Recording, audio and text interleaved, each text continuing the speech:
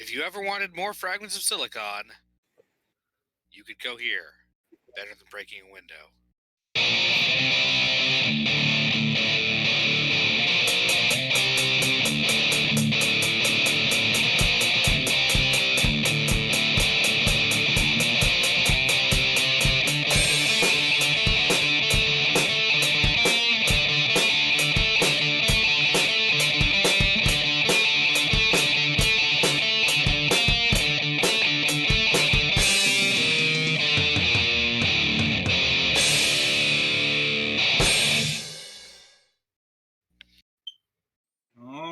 Welcome to another installment of Fragments of Silicon. I'm your host, Adam. Joining me is the regular crew.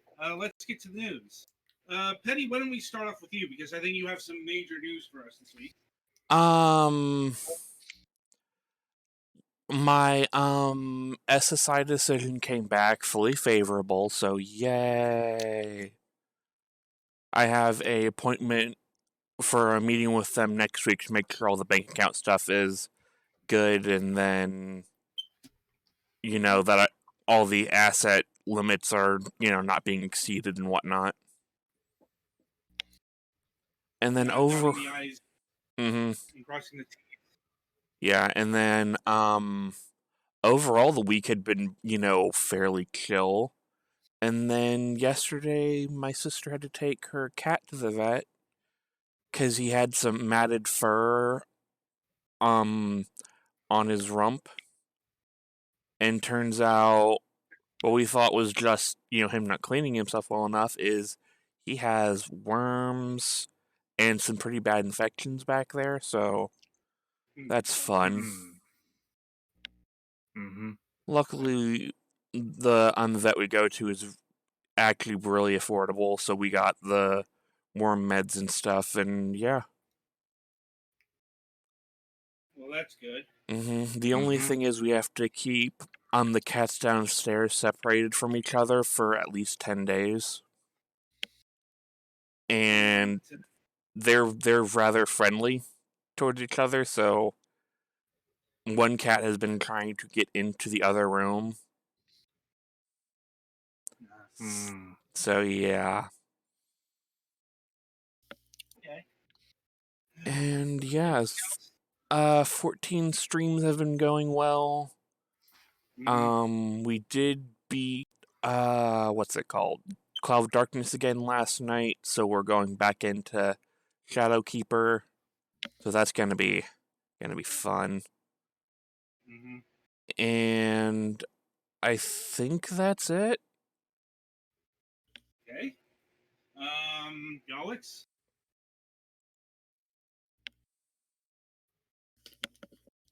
Not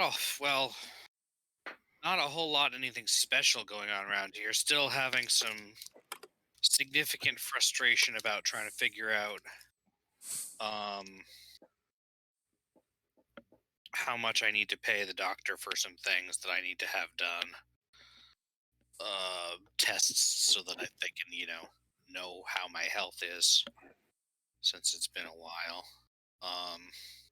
Since that stuff is all going to go to deductible because insurance is terrible and shouldn't exist. And I have a dentist appointment tomorrow, and I need to have my car maintenanced for 90,000 miles thing pretty soon, so a lot of routine expenses. They're just kind of like all at once, but that's no particular fun. Not really a whole lot else, I don't think. Okay. That means Twilight, you're up. All right. Yeah, as per usual, not really a whole lot going on around here.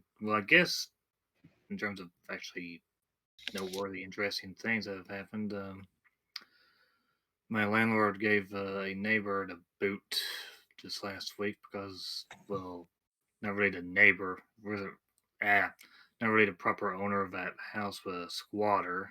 Oof. Yeah, for someone who was taking care of the neighbor who was living there, but she was an older lady, well, elderly to be more precise. earlier last year she had slipped and fell, and they had to take her to the hospital, and she's now in a nursing home, and that woman was trying to live there without actually paying for the rent herself. Fun. Then after some both having kind of a tussle for like half the year, finally gave her the boot, and the landlords had the place cleaned out, and I may or may not be getting a new neighbor soon. Have to wait and see. So that's gonna be interesting whenever that happens. Okay. Um, in other news, we're expecting possibly some ice storms tonight, but I have to wait and see about that. It's just been raining right now, but could turn to freezing rain at any time. So I'm gonna be really careful in the morning if it actually does anything. Mm. Well, I'm heading to work. I have to wait and see what I'm actually gonna do though.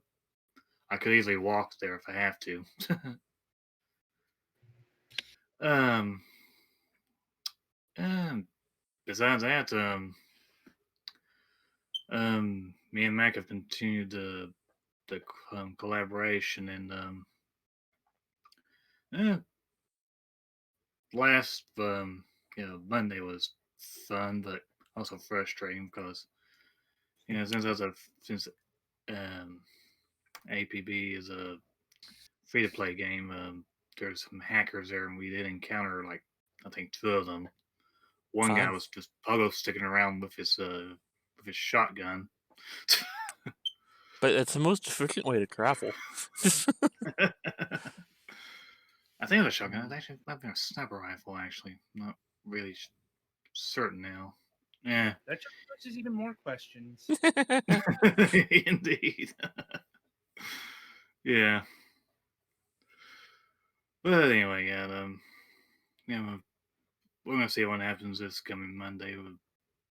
I've been getting better at the game myself. I think, as per usual, I'm at best at playing as a sniper. So that seems to be the one thing I can actually do well in shooter type games. Yeah, sometimes if I get over a shotgun, I can do pretty well, but yeah. Well, that's it for me. All right, it's my go. I Mm-hmm. wish I could say less was happening here, but I am continually beset by family I don't particularly want to see. Like, because their political viewpoints I strenuously disagree with, let's say. But, it's like, you know, my uncle and his wife were in town last week because they are they're looking for places to retire to. And And Florida. no, they are in Florida. Mm. They are down in Miami.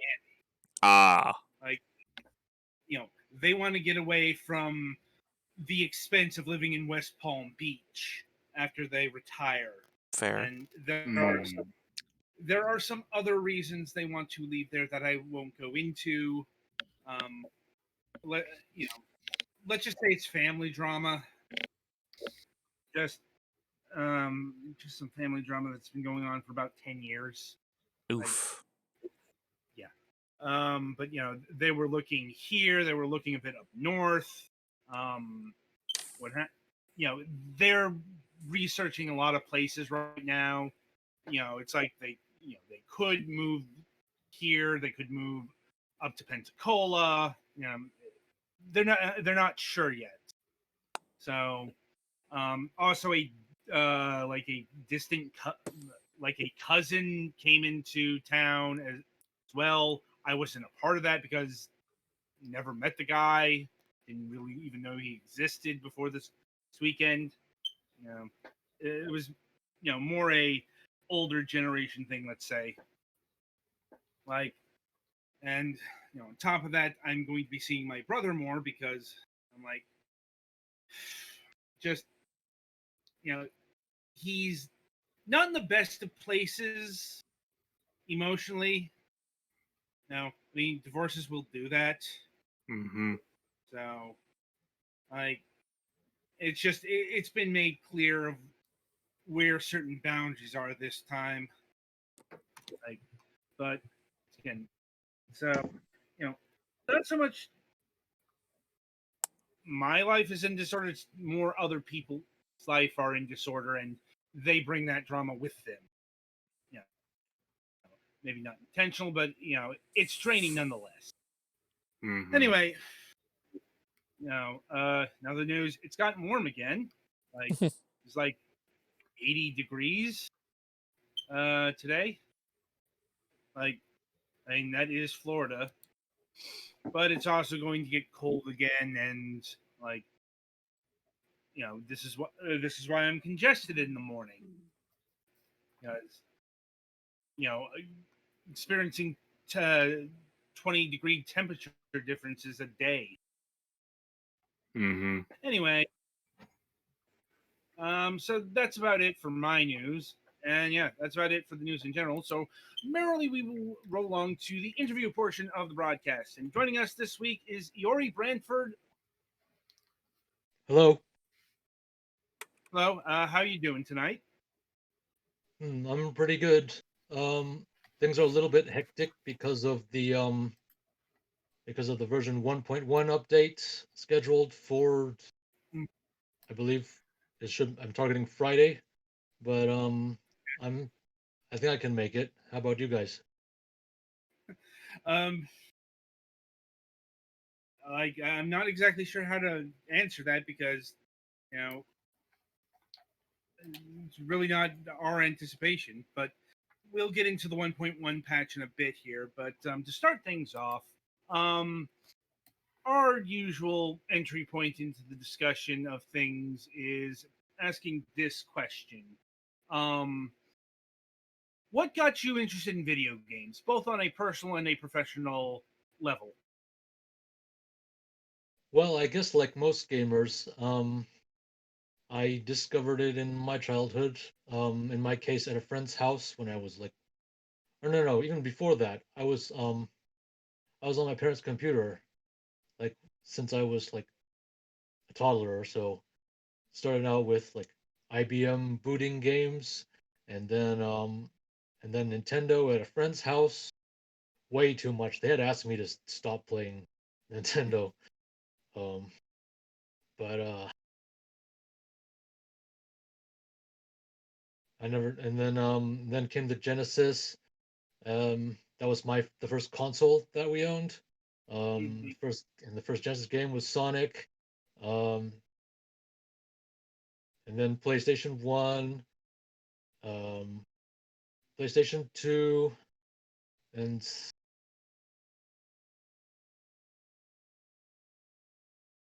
then from then on, I started buying my own consoles like Dreamcast, Neo Geo Pocket Color, and I can't even remember them all really.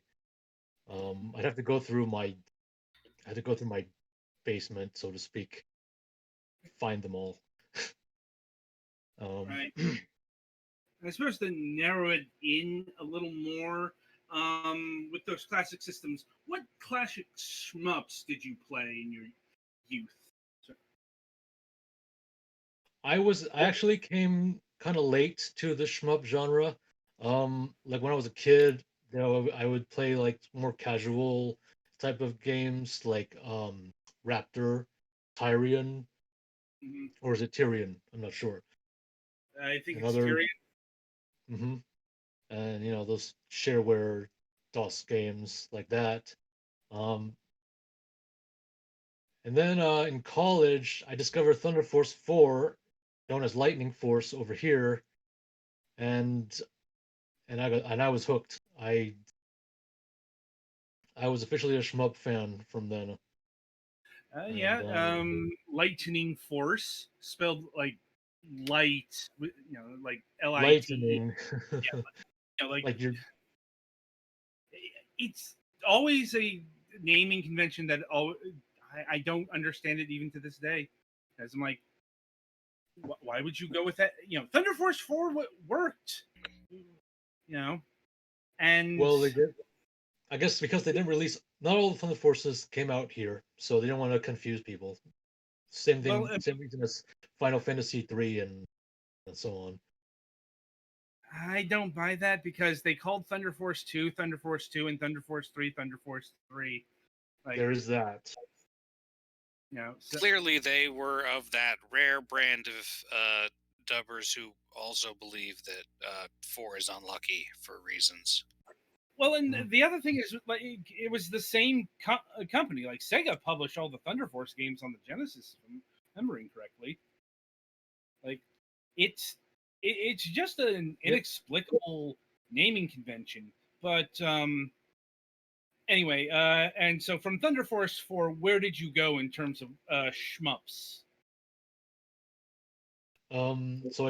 So I went into Technosoft's other games, Thunder Force 3 Mm-hmm, and Elemental Master, Herzog 2, mm-hmm, um, the RTS before RTSs were cool. Um, yep. and then also the freeware games on Windows like Chorensha Mm-hmm, and a bunch of others that are lost to time. Um, and and sometime later on, I got into cave games with Galuda 2, uh, followed yeah. by Mushihime Futari and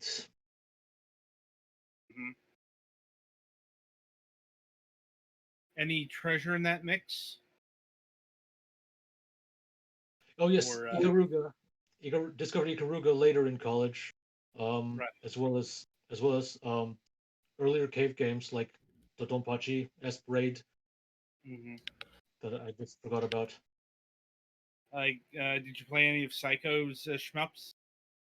Psycho I eventually discovered later. I think the first one was something like Gunbird 2, maybe, and Yeah.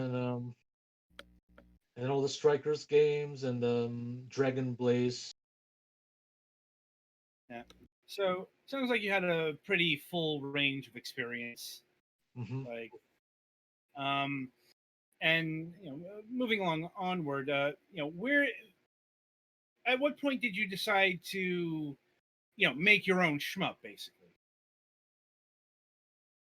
Well, I'd been playing around with game dev for some time since since college. Um, Mm-hmm. when I was growing up, I was kind of iffy about if I actually wanted to work on games or not, or if I just wanted to do software. Um, so in college, I started making like tiny games with Game Maker and stuff, and and, uh, and some games with SDL and programmed in C and C++. Um, Mm-hmm. I think I just kind of slowly kind of got into it. Like as I kept doing it, I kept wanting to do it more. I felt start gradually, slowly, I started to feel more and more like, I could probably do this, yeah. And so I made several, I started like several projects during and after college, like Castlevania type game, um,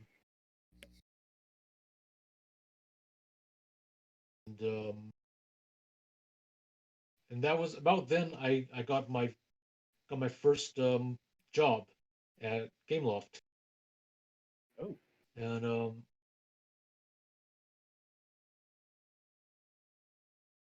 I got my at first my job was to work on Java phone games pre Android, and I think that was my favorite part, my favorite time, uh,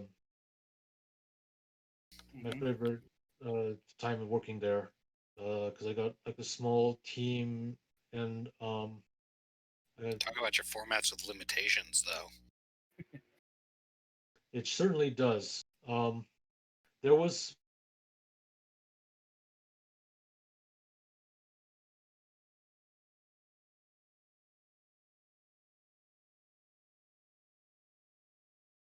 Hello? Did he drop? Hmm? I'm not hearing anything. Well, Me neither. Iori, are you still there? Hmm. Um, yeah, please bear with us, audience. We I had to open my fat crap in the pre-show, didn't I? Mhm. you jinxed it. Yep. That's all me Mhm. this time. Somebody type something in the Discord. See if he can respond to that. Like, yeah. Is he- Do. yeah, we are working diligently to rectify the situation. Just we got to figure out what the situation is. Yeah. Yeah.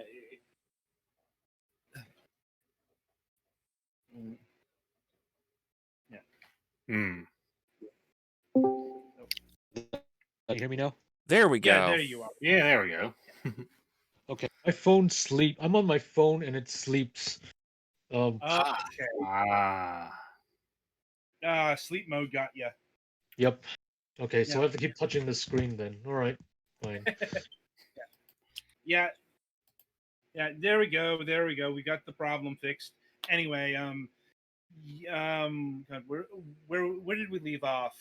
Like, oh right, you were talking about working on Java phones for GameLoft. hmm And yeah, and then the company saw the writing on the wall and moved to entirely iPhone development. And so I worked on licensed Farmville type games with different licenses like Cars and the Oregon Trail. Whoa, is this fuzzying that the game is doing? Is that a game mechanic? It's Yes, a mini this is game type thing. Okay. Just you're wondering. getting drunk. I looked over at the screen and I thought my eyes were like freaking out or something. We'll get into it in a bit. No, it's fine. I just wanted to make sure everything was still working. Fair enough. Yep, it's a feature. Feature, not a bug. Yes. It's very Anyway. short for a reason, though. Mhm. Anyway, so how long did you work at GameLoft for? I was there for 4 years, and then they decided to close down that studio. Um, Mhm. so they laid us all off, and so I spent some. So after that, I spent a year and sort of discovering, trying to figure out my next move. Took a class in game design with the local game dev organization, Playcrafting in New York, and then the next year I went back home, and that was when the first work on Demonizer began. Hmm. And were you always intent on making this a shmup, or like did that come from background, or was this a deliberate pitch to '90s vertical shooters? Yes, I was that was the peak, I think, of my shmup fandom period. Um, Hmm. so so that idea had been developing for a little while before I started it. Um, I started the first prototype in mid 2016 um, with I picked a cross-platform engine, or not an engine, but just more like a framework called the Love 2D framework. You program it in Lua, and it's not a full engine. There's no concept of level or scene. You have to develop that yourself. Um, but I prototyped the core kind of shmup gameplay with Uh-huh. it was inspired partly by the partly by the shmups I played, mainly by Rising and 8ing from the mid to late 90s. Right. Battle Garega, Bat Rider, Yeah. and also Um, yes, what else? Go ahead. in terms of perspective, were you always favoring a vertical shmup versus a horizontal shmup? I didn't have any strong feeling toward one way or the other. Um, I just I'm not really sure. I don't think there was any big reason why I picked vertical for this game. Yeah. That's interesting. Sometimes they're surprisingly polarizing Yes, Yes. between vertical and horizontal shmups. They have a very different feel, I think, in spite of technical similarities. I that's mean, true. you know, There sorry, go ahead. yeah, well, yeah. I mean, it's not just a perspective difference here. Like, um, it's a lot easier to do bullet hell in vertical shmups. I think, for example, just why like all the modern day ones of those tend to be vertical. Like, I'm sure there's deeper reasons for it, but I couldn't tell you at that.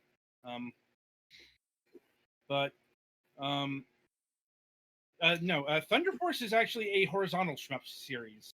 Um, for the most part, Thunder Force 2 got weird with its perspective. Did it change It, directions? Sort of. Um, like, there were horizontal stages and then there were vertical stages. Um, it was kind of a two games in one deal. Hmm. That was a bit of an experiment that clearly didn't go anywhere. Still sounds less jarring than Contra 2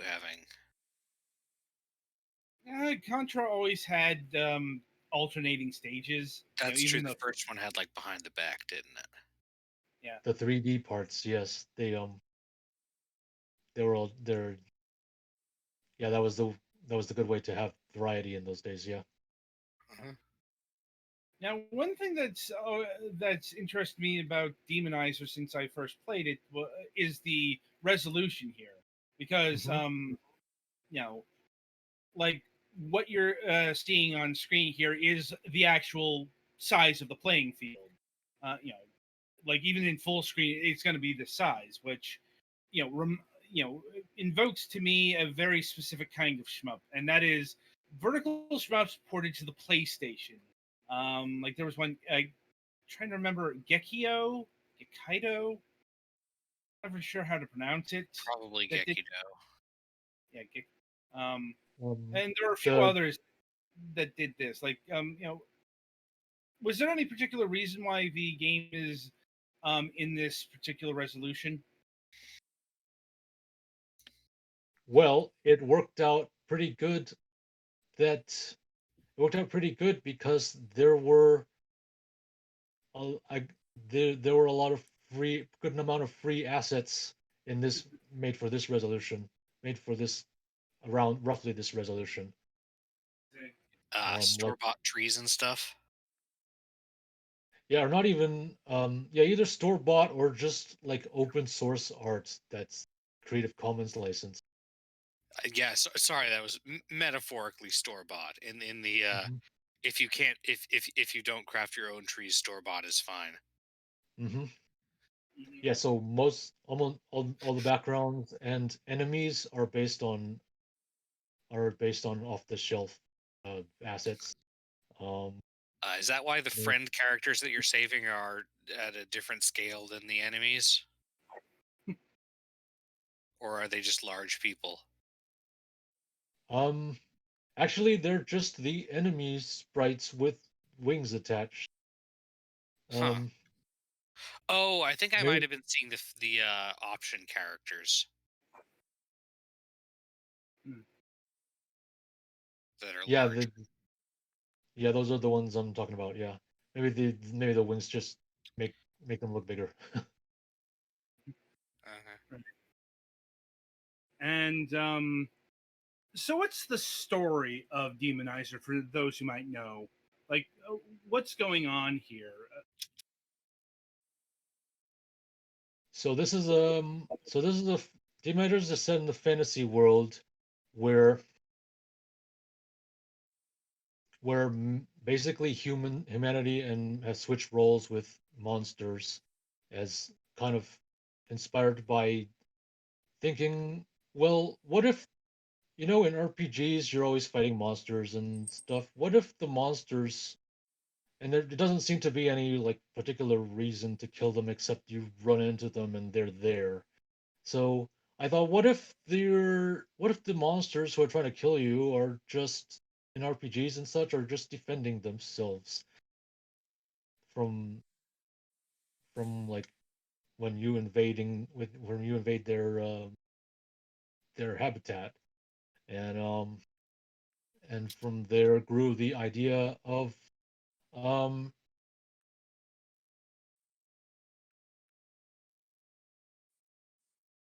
the the the monster woman that you're saving, and Mm-hmm. so there's the kingdom that is oppressing the native monster woman and trying to invade take the whole continent from them, and Uh-huh. so you play as the princess, a former princess of this kingdom. You you were thrown you were eventually thrown out when you fell in love with when you were caught with the wrong man, and you were adopted by the monster women. They're called fallen women in game, and you turn into one of them. And then shortly afterwards, the kingdom begins its invasion, and um, the king begins his invasion, and you decide to, and the army starts to invade your lands, and you have to stop them and eventually stop the king. Right. And what's going on in terms of grabbing all the hearts here? For those who might not know, like, Originally, I conceived it as um, I didn't think too much into it. I basically just I just wanted an item for you to, a nice score item for you to just pick up. Um, but I guess you could say they're like, after you defeat the enemy, you can kind of take some of their spirit energy to to power yourself up. Um, or if they have the red hearts, you can turn them to your side, of course. right? And is that how you get the I don't know, the option demons here, for lack of a better term? Yes, that's right. Can you still hear me? Yes, Yes. yes. Okay, because my phone just slept again. I've got to keep touching it. Yikes. Yeah. But yes, we can hear you. Um, anyway, as you were saying, Yeah. So yeah, when you put them to sleep with your sleep rays, um, uh, because the succubus is all about. I don't think that's traditionally a power that succubi have, but it's fantasy. They can have whatever. They can be whatever I want. So uh-huh. you put them to sleep, and that exposes their hearts, and you can take some spirit energy from them, and that gives you bombs that gives you power towards a stronger shot, or at least wider shot. Mm. Now Right. the And bombs don't look like they're actual complete screen clears. Is that correct? It's literally just a continuous area of effect projectile thing. that's right. That's intended because I want I don't my my favorite bombs are not the ones that you are not supposed to use. The ones that are super powerful but will give you a big score penalty if you do use them. I never liked that. That wasn't my favorite kind of bomb. I don't like giving resources that you are not supposed to use. So I make it less powerful, but you but you can but you have more incentive to use it, less incentive to not. Mm. Yeah, I never am good enough to worry about score in shmups. I'm still at the can I make it through the game stage. But yeah, it just seems like some of them, like I know in the Toho games, that part of the way that you do them is that the bomb exists just for like when you're about to die, Yes. and that's when it's helpful for it to be an actual screen clear. But this one certainly looks a little more interesting. Mm. Yeah, it's not And, fire and forget. You have to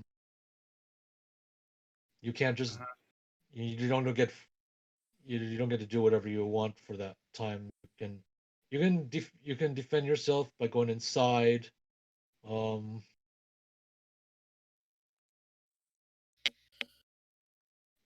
where was I going with this? Inside But the yeah, inside the circle, yeah. But point is they're less powerful, but you want to use them more often. hmm understandable. Like, I suppose I get the intent over, bomb, those kind of penalty bombs, but it's also, if you intended to have such a harsh, why did you put this in the first place? Like, I guess it's more of a rookie thing. I'm sorry, can you repeat that? Just pontificating on why penalty bombs exist in the first place. Um, at any rate, uh, what was the alternate mode we had on screen? With all the wavy lines and stuff. That was a side game based on a jam game, which was a mod of this. Um, Mhm. it was for Nina Freeman's Wine Jam some years back, and it's called Inebriator because you pick up wine to get drunk, uh, and because the theme is wine, so you get drunk and the screen gets more and more blurred, and it's harder to control, and your shots start start to veer off more, and it's a funny little thing, but mhm. of course you don't want to play it too long because that's too hard on your eyes. You'll keep trying to autocorrect and eventually strain, On and the it will other hand, if eventually. you need certain types of glasses, you might be able to take them off and have it look normal. True, yeah. That's yeah, the getting drunk in that is kind of like what I see without glasses, basically, most of the Relatable. time. Like, anyway, was there any particular reason to make this game 7 stages? Yes, it's yeah, there are 7 stages, and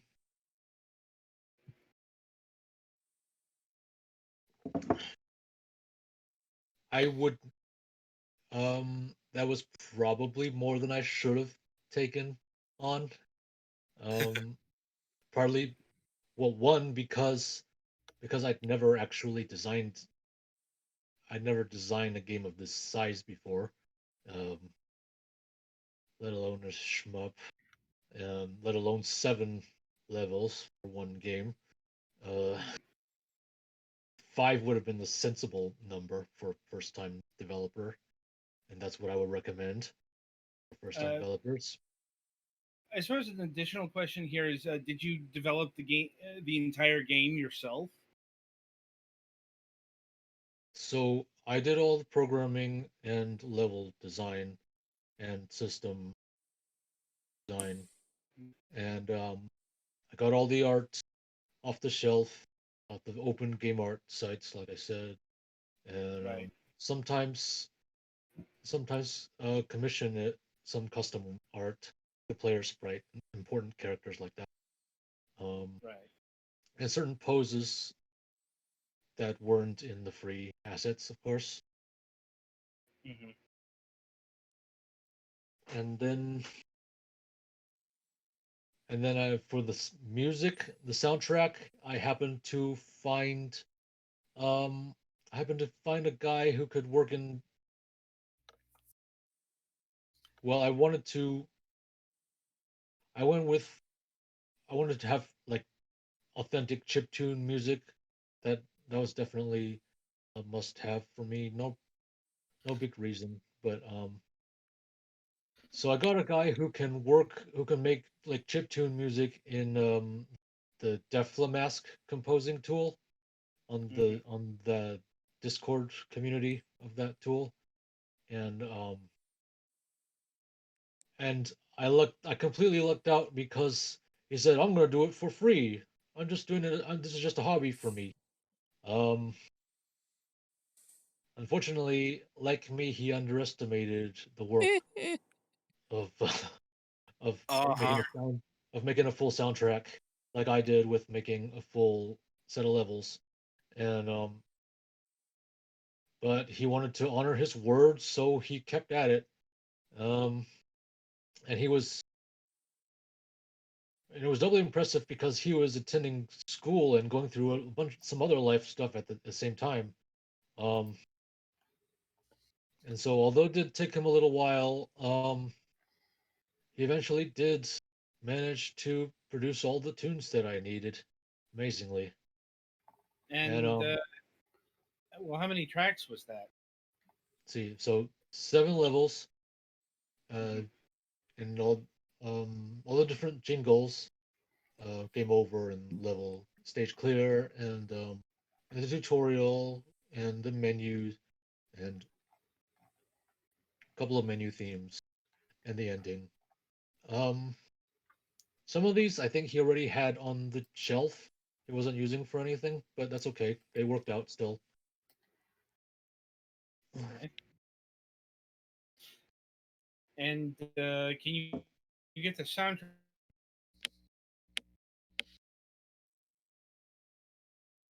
Test, test. Did I drop out again? I No, think that Adam was did. Adam. Yeah.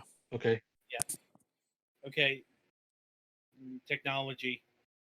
Like, anyway, um, so can you get the soundtrack anywhere? Not yet. I told him because he did it for free, I want to give him the chance to monetize it if he wants to. And he said he'll put it up on Bandcamp sometime. Mhm. Don't know when. I don't think he has yet, but I will make sure to announce it when he does. Hopefully if he Fair enough. And how long did it take you to complete Demonizer here? let's see. So from 2016 to 2020, I was working on it kind of on and off. Um, at the same time as my at the same time I was doing freelance Android app development um, Mhm. for wearables, like monitoring apps for wearables, so that you can monitor elderly patients Hmm. where they are and make sure to get an alert if they wander off, if they like have dementia or something and wander off. And I would estimate I put about two, two and 2 or 2.5 man years of work into the game, roughly. Hmm. Um, It's a fair sized amount of development. Like, given how many times we've had people on the show say that they spent 5 years on a single game, Hmm. like uh, though to say the game is complete, you know, it is in 1.0 state, but you are still working on updating contents, if I'm remembering correctly. That's right. I've released 8 patches since then, and I've got the first content update coming in 2 days. It's going to have a new playable character and a new bonus level for Okay, and mhm. I suppose, who is this new character, and what's the new level about? So the new character is Snow. She's a flying mermaid, a siren. Um, Mhm. she'll have sonic attacks, and you'll be unlock her. You'll unlock her in stage 6 by rescuing her from from the uh, from the water from the canal. She's locked in there, and you have to bomb her out. Like, okay, and I'm assuming, will she play significantly different, or is all of the alterations cosmetic? Her main weapon ignores cover. So she's basically like a, an extra fun mode, not to be played like super seriously. Just something like when you're tired of having to worry about enemies in cover, you can just shoot them through cover. And then her bomb is gonna be her is gonna be a sonic wave that follows her and will throw enemy bullets back at them. Uh, a reflect bomb, Yep, a bit and like Giga Wing. right, right, and the new level. Yes, that'll be a boss rush. That'll be all the all the main bosses in the game, just one after Mhm. another. And I think it's going to be a time attack mode, or a. You're going to start with you started with max resources, and you just see how far you can get before they run out. I may Mm, also add the I may also add a time limit so that you don't just to kind of puts right. some extra time put some time pressure on you if it's necessary. I'm not sure about that yet. And any other characters you wish you are planning to add to this game?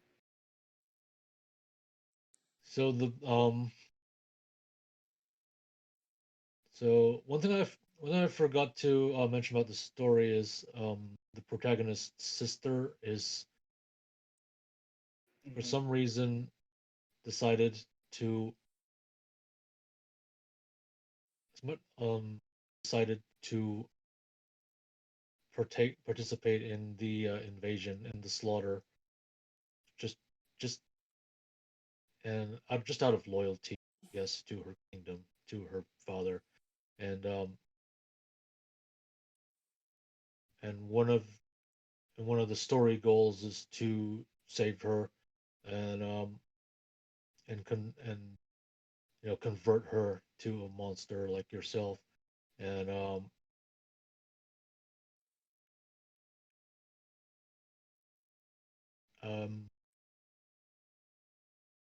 I won't and I do so yeah, I do want to make her playable, but I haven't confirmed her particular game mechanics yet. Not all of them.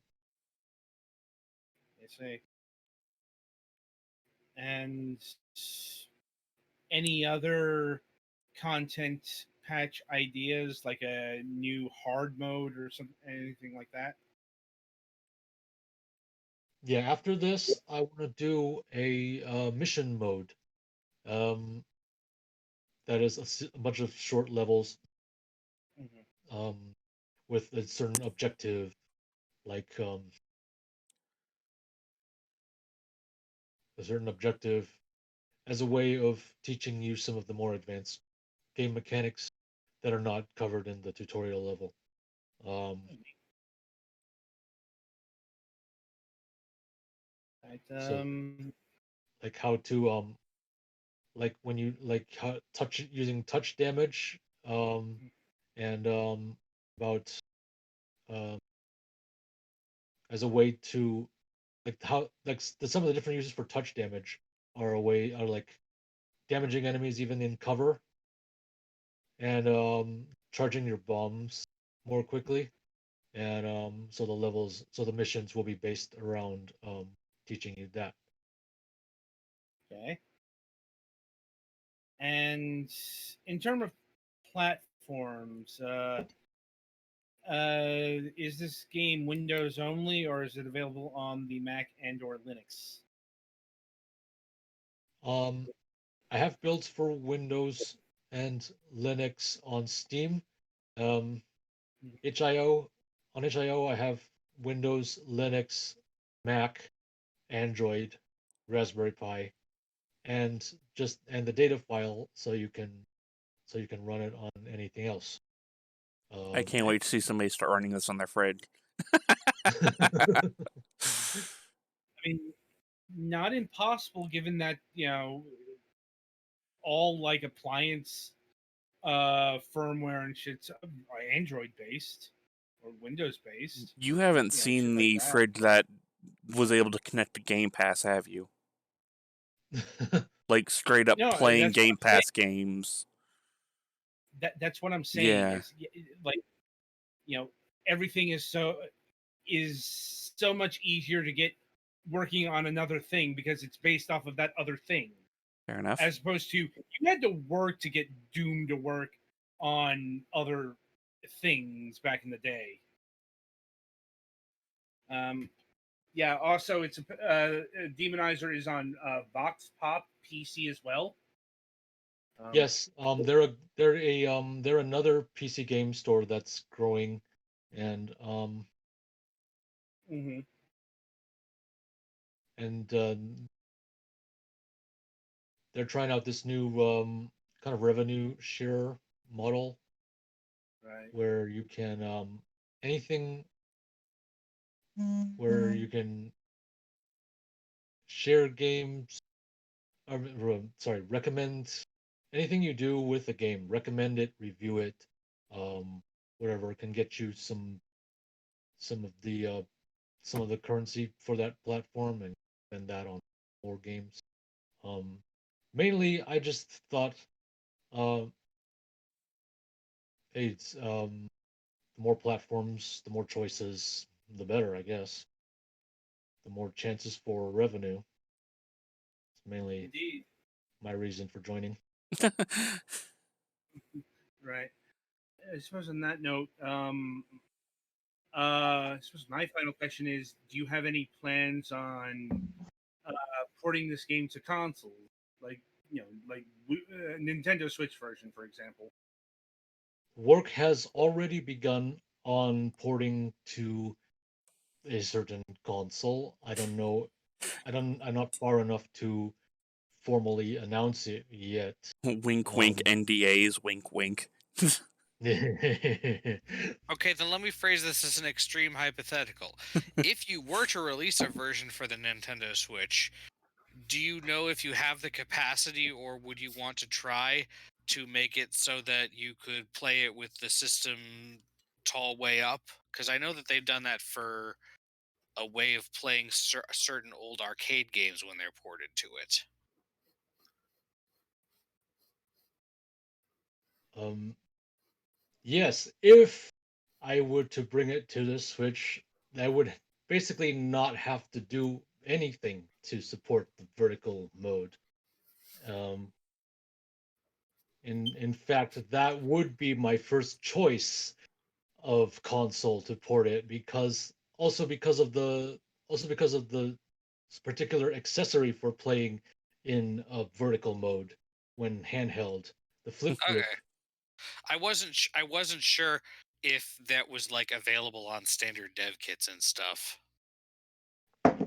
whatever setting they use to flip the thing. But I guess you could just kind of program it in sideways, couldn't you? Yeah, because I'm doing the rotation in the game code, so I don't need any platform support for that. Okay, And so I so don't need to, rock my TV on its side to play the game. You laugh, but I knew people would do that. Yeah? It was a lot. It's a lot like easier. I said in the text chat earlier, it's a lot easier to do. Like a lot of old arcade machines literally had back then. I think the standard CRT was like 4x3, but they put them on their end, so it was 3x4 instead for vertical shmups. Yeah. Yes. There's even a name for this. It's tate mode. Yep. Yeah. Right. So I suppose we should see if there's any final questions that everyone wants to ask. I think I'm good. As we I'm good. Galix? I think I'm also good. Okay. Well then, Iori, I want to thank you for taking time out of your schedule and being with us here tonight. Yeah, thank you guys. It was great to be here. No problem. No problem. Hopefully the upcoming work on your game, both on the PC side and the mysterious console X, let's say, goes smoothly. To our audience, if you enjoyed this interview, be sure to hit the subscribe button, hit the notification bell so you'll know when we go on air. If you liked what you heard tonight, and in the meantime, the game is Demonizer. It can be picked up on Steam or the Vox Pop store for $12. Is it the same price on Vox Pop? And itch.io. Like, I'll take that as yes. Anyway, Petty, play us to the next segment. Thank you guys.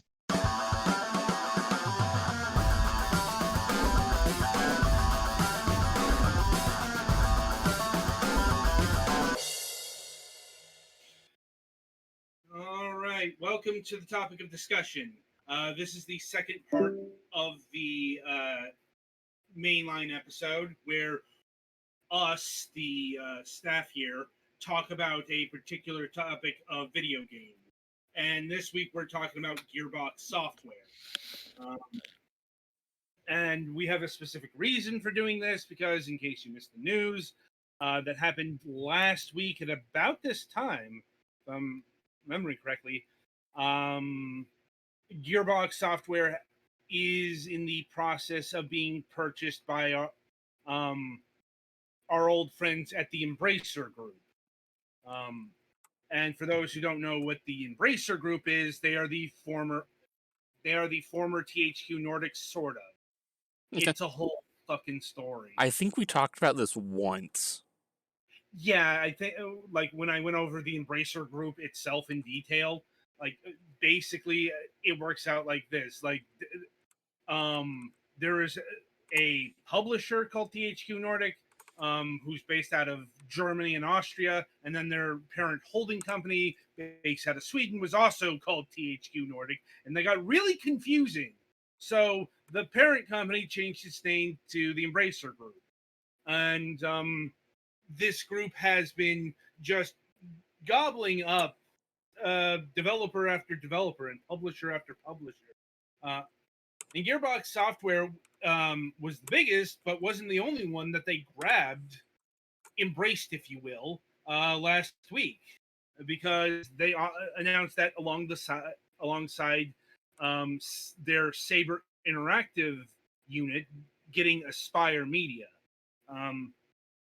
Aspire Media, they are a developer who had a background in Mac development for a long time, but in modern day, they publish some original games that we've actually featured on the show, and they've been handling a lot of porting of old Star Wars games.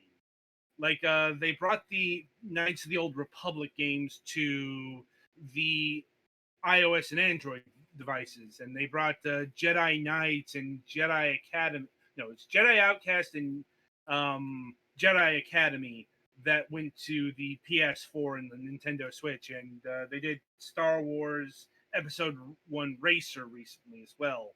And it just got leaked that they're doing a port of Star Wars Republic Commando. Switch version of that leaked, but I wouldn't be surprised if there's a PlayStation 4 version in development as well. And also, they're suspected on being the developers of a new KOTOR game. That's not confirmed, but it has been confirmed that there is a new KOTOR game in development. And also that Aspire Media is working on a $70 million game. So, people just kind of connecting the dots that way. And they also got a mobile developer called Easy Brain. I don't really know anything about them. But I do know a thing or two about Gearbox games. I think, I think we all do. I should hope so. Because Gearbox has been a very prolific developer of games for about 20 years now, maybe a little more. Mm-hmm. And Randall Pitchford has been a polarizing figure. I think that might be the understatement of the year, and it's only February. Yes. But that being said, I would have a hard time finding people who would say nice things about him who would know him. Fair. Because when it comes to Randall Pitchford the third, it's usually negative vitriol, and that's not without merit. Just all of the lies. Alien Colonial Marines alone, I'd say sunk his reputation permanently. I still think it's hilarious that most of the AI problems were caused by a spelling error. At least on the PC. Yeah. Yeah. Nobody's fixed the console versions because Fix the teethers. that takes actual money to do. Yeah. It's like fixing shit on a PC. It's like Steam updates for free, or you can fix it yourself. Or you can mod it or whatever. With a PC, with a console, they have to actually do professional QA on that, and that costs time, money, and so on and so forth. Yes. And it's Alien Colonial Marines. Who the fuck's gonna bother? Mm-hmm. That's not the first person Alien game people talk about today.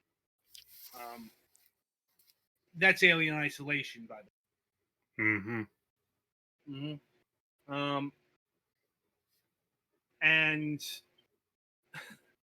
But Gearbox Software is not just the purveyor of shitty Alien game. I suppose it's just the one game, but that was,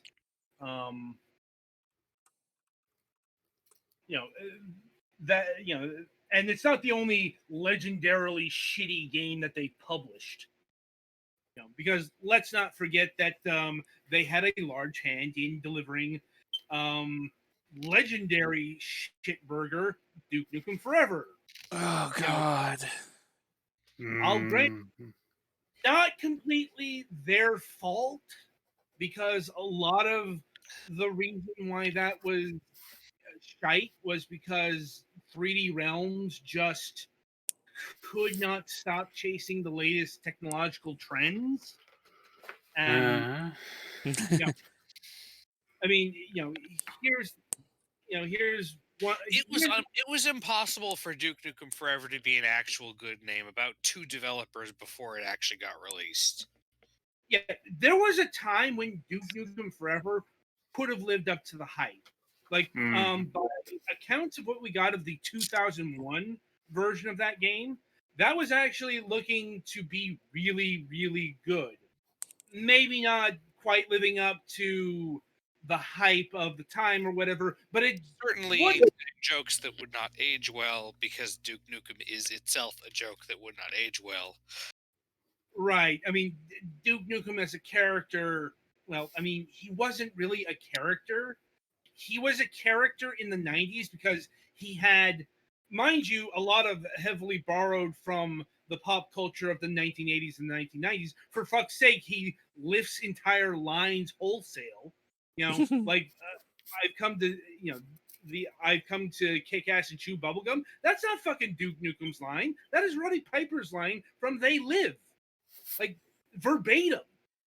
And he took from Army of Darkness, like Hail to the King, baby. That's fucking Ashley Williams. Mm-hmm. So he's less of an actual character and more a late 90s pop cultural pastiche. I know there was a Kotaku article on this, on the, I don't know, hidden toxicity of Duke Nukem. Like, first of all, it's never been all that hidden. Yeah. And more like, I think it overestimated Duke Nukem's reach. Like, if we were talking about 20 years ago, maybe, but I'm like really Duke Nukem only got really toxic with Forever, which is genuinely ugly shit. Mhm. Yeah. With and not just the environments and the graphics, but like what happens to the Holson twins is not good. Like, Yeah. but the thing with Duke Nukem Forever is a lot of that was um piggybacked on from the work that 3D Realms had did for about 3 years. Like, I think the development timeline when like the last restart was in 2006 or 2007, and it went up to like 2009 when 3D Realms shut down, and then development duties passed to a small developer called Triptych Tech, and also got very hasty ports to the consoles. We're talking like 6 months of development time, so If that's they're what. lucky. Yeah, that's why the console versions of that are extra shit. It's like Gearbox's sins are ironically rushing this thing out the fucking door. That is a strange statement to say with Duke Nukem Forever, yet it's there. The actual build that got released was rushed to finally end the saga, basically. And but once again, that's not the entire history of Gearbox. Uh, Indeed, they're probably most well known, and indeed, their biggest franchise is Borderlands. I mean, Mm. the interesting, you know, I suppose the interesting thing about that is Borderlands still going to be under Take Two, 2K Games, because, well, okay, very briefly, how contracts work. Um, 2K Games has publishing rights to Borderlands. I guess first rights are refusal on mainline because Tales of the Borderland had nothing to do with 2K Games. And worth noting, that is actually coming back to storefronts really soon. That's a Telltale game because Gearbox has IP rights and didn't sublicense like derivatives or spin-offs or those particular sub rights to 2K Games. But 2K Games will still be publishing like Borderlands 4 because a contract is still a contract is still a contract, even if one of the parties gets bought out. Unless like money changes hands. It's like if Gearbox wants to be publishing this series themselves, they're gonna have to buy out 2K's portion of the contract, and it doesn't seem like anyone's wanting to spend that kind of money. Um, and their fourth pillar is the Brothers in Arms series. That was actually their first original series, though that's probably kind of faded in the memories of the gaming populace because, like, we haven't gotten a release in how many fucking years? I think there was one in the 360 generation, but I don't remember anything after that. Yeah, like I think the last one got canceled. It's also like Brothers in Arms is very much of the 2000s historical FPS era. You know, I mean, it's in the name, isn't it? Like it's Mhm. piggybacking off of the Spielberg television series. Like, but that was one of the bigger names of that particular genre of that particular age, and I think they are like doing, I want to say, a movie or a television show, like some sort of ancillary development with that particular property. Uh, I don't know. It's been a while since they've done anything with Brothers in Arms. Uh, and those are the major franchises that they're known for. There's also Battleborn, but yeah, Battleborn was kind of crushed by the all-stomping power of Overwatch, and is Yeah. sadly no longer with us. Like they just shut down the game, or are shutting down the game in like a month. Like I forget the exact day, but and it's annoying the Preservationist Society to no end because you can't play the single player portion of that game, even if you own it. That sucks. Yeah, that's bad. Shouldn't have been a thing. That's what we call a bad move, friend. Yeah, yeah. Um, and Gearbox's history reaches all the way back to doing Half-Life expansion packs, and they did conversions. But I would not expect them to be ever doing. They've kind of moved past working on other people's property. Yeah, I In think fact, they also brought Halo 1 to PC. yeah, they did. Um, and that version of Halo is considered like to be the worst Halo. Like I don't remember too much. Like I remember like Gearbox didn't do a particularly good job on that. Mm. Um, Worth noting that the other acquired series that Gearbox has is Homeworld, which is one of the Homeworld is one of those, how do I put this, industry favorites. Like it didn't do a lot of business, but a lot of people who work in video games, it's one of their favorite video games.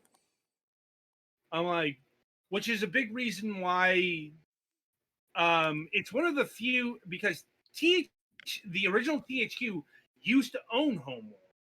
Um, and when it went up for auction, it was one of the few properties that the what would become the Embracer Group didn't purchase at that particular moment in time.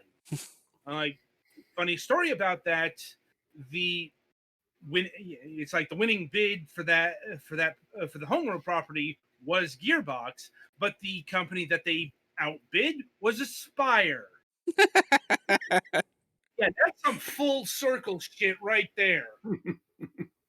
Like that is some like that is some scary full circle shit. And now all the THQ properties are now at home. That's actually not true. Mm. Um, I could actually like Drawn to Life. That's still at 505 Games. Mm. Um, a Company of Heroes, all the Warhammer stuff, Relic in general. That's Sega. Like, Ah. there's a few other bits and bobs out there, but like I said, there's actually some major portions that didn't go. Mainly Relic, if I'm being honest. It was also like the rights to South Park and WWE, but that's licensed stuff. That's with 2K and Ubisoft. and those are things that they got directly from the THQ bankruptcy auction. But yeah, Homeworld 3 is in development by Blackbird Interactive because Gearbox also publishes games. It's like they've done things like Risk of Rain 2, Trover Saves the Universe, Godfall, and that kind of ties into why Gearbox Software has taken the money. Why did they sell out? Because Gearbox is at least until the buyout happens, a private company, employee owned, and one of those people is Randy Pitchford. It's a reason why, even with the buyout, we're not getting rid of Randy Pitchford, at least not for a while. Generally, even if Embracer would want to get rid of him, generally speaking, high tier management people get retained, unless it was like a failing company or something like that. Yeah, then they just get fired with like a large severance package and shit. Right. Well, it's here to keep Randy Pitchford to make Gearbox 2, basically. He Dang, I takes can't think of a good thing for it to be the boogaloo of. magic. We'll workshop that later. Yeah. Gearbox 2 differential boogaloo. Ew. Sure. Gearboxes do differentials. It's a thing. Fair. Yes. But apparently Randy Pitchford liked what Embracer does. Dude. Yeah. Because they've got a very independent system going here, and Randy's company is being elevated to the level of publisher, major operating unit, what they call, because the whole organization of Embracer is very, very spindly. But from the holding company, you've got the now 8 major publishers. That's THQ Nordic, that's Deep Silver, Saber Interactive, and on, and Gearbox is in that group. And under those are a whole bunch of other developers and publishers. They're fucking huge. Not just in terms of their org chart, but like their actual employee count. They're about 5,500 people now. Yeah. Anyway, apparently, Gearbox wants Embracer's capital to expand. Basically, they're looking to be like what Saber Interactive's been doing over the past year, and that is using the capital to fuel more games. They're probably going to buy out some people because that's kind of just what you do under Embracer. And right now, Gearbox only has their home, their Texas studio and their Quebec City studio. Weirdly enough, their Canadian studio is not in Montreal. There probably wasn't enough room. But just to say, where they could go in terms of acquisition, they could end up buying Godfall developer Counterplay Games, or Homeworld 3 developer Blackbird Interactive, or Trover Saves the Universe developer Squanch Games. I'm just citing some of the companies that they've actually worked with in the past. That could happen. They could end up being assigned, some random developer that has yet to be named, because where Embracer will purchase next is anyone's guess. I mean that. They have the globe and the darts out. I think that's how they work it out. Because seriously, they're all over the map in terms of scale. Sometimes they'll purchase a Gearbox or a Saber Interactive. Other times they'll purchase companies that have been on our show, like Snapshot Games or 34 Big Things. Like these are people of companies that we have interviewed and that have been sucked up in one place or another in the Embracer group. You know? And there's no signs of stopping. And I suppose like one of the nice things about the Embracer group is because they are a Swedish company. The Swedish have a very specific company mindset. Because what we like, their business model is called roll up.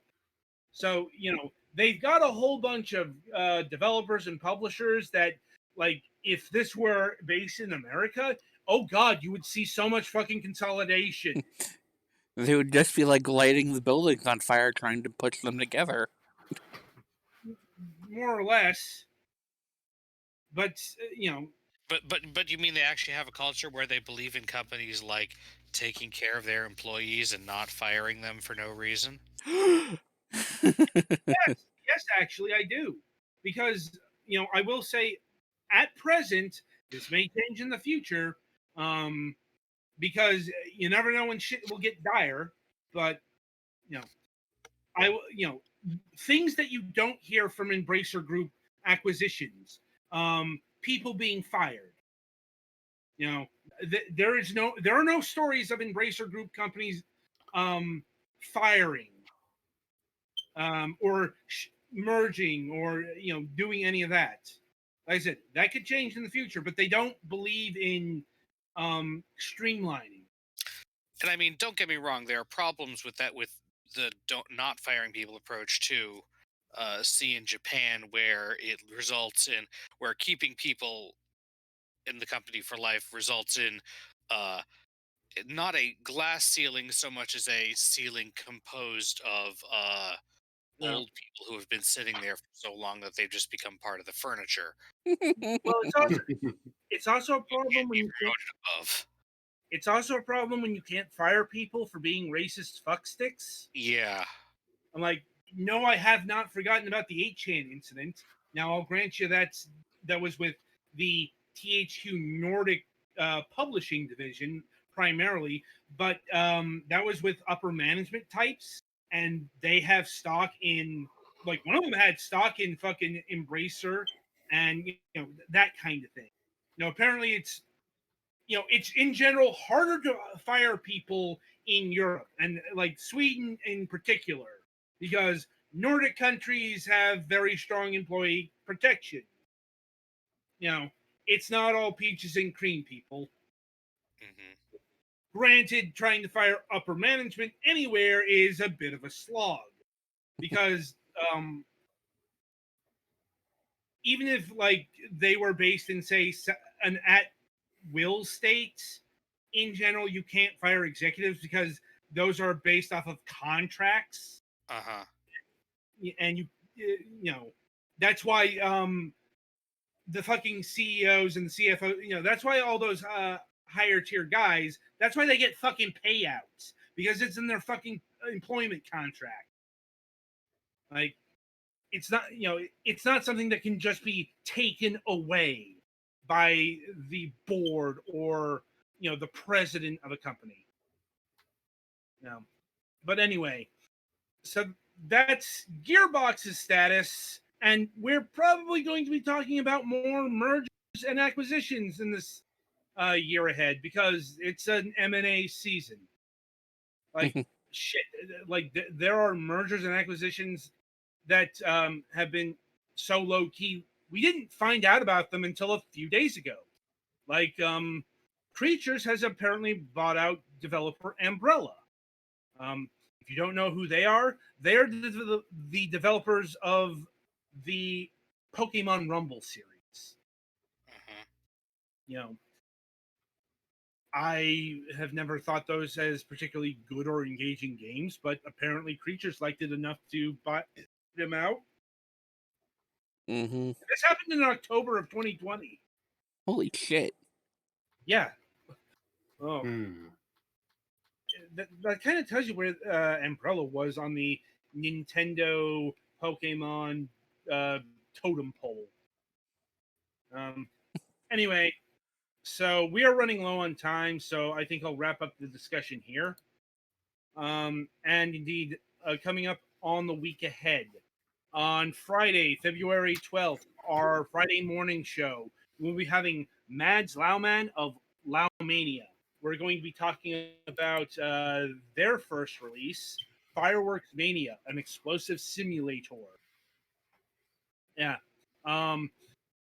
It's an explosive simulator game where you can play around with fireworks in various low poly environments where you can go nuts with all the fireworks you want.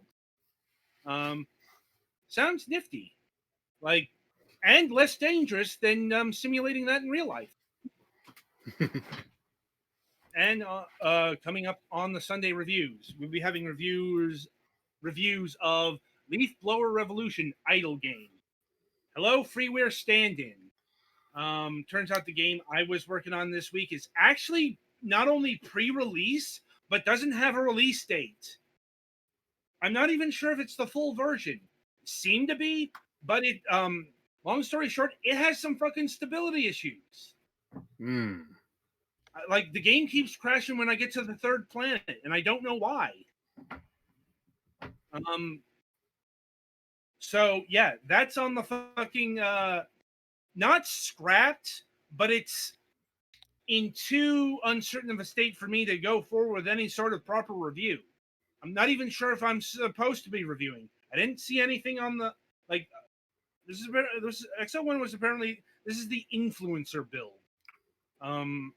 Whatever that means. So yeah, tabling that until such time as it gets more stability or an actual release date.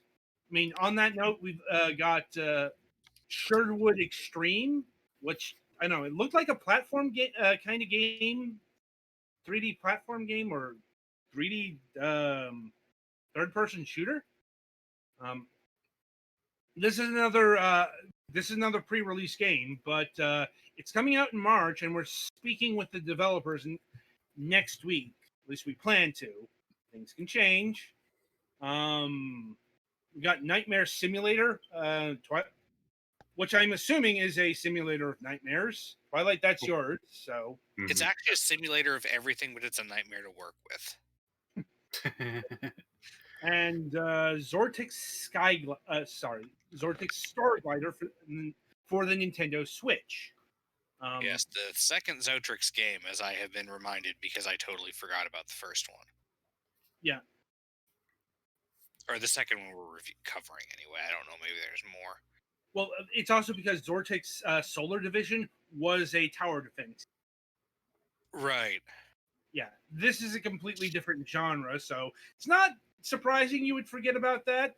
Plus, the other Zortix game you reviewed was a couple of years ago.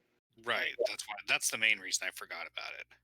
Like, heaven knows we don't remember all the games we ever review. Like, anyway, so that's our schedule. Be sure to tune in for Last News Desk on the Left, happening in a few minutes here. Someone put Mac's stream link in the Twitch page here, since we have new people for the first time.